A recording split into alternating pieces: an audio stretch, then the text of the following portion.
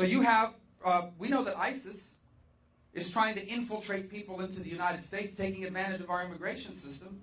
But if you say they're taking advantage of the Syrian refugee crisis, if you say that we want to more closely vet people that want to come as refugees, or perhaps even stop it for the time being, they say, well, that's hateful. That's hateful.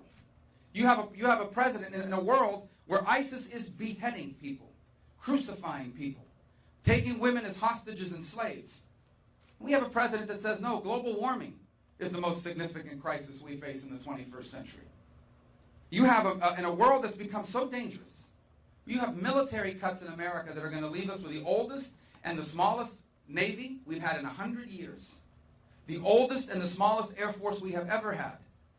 And we have a president that instead of worrying about funding our men and women in uniform, is more worried about funding Planned Parenthood or other liberal priorities. And this is why people are so angry. This is why people are so frustrated. This is why people believe Washington and both political parties are out of touch. This is the reason, by the way, 5 years ago, when I decided to run for the U.S. Senate and the entire Republican establishment came against me, I ignored them and I ran and we won.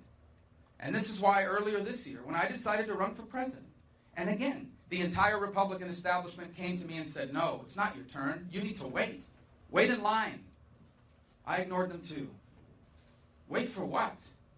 After 7 years of Barack Obama, this is no time for patience. This is a time to act. If we don't get this election right, there may be no turning back for America. And that's why this election is so important.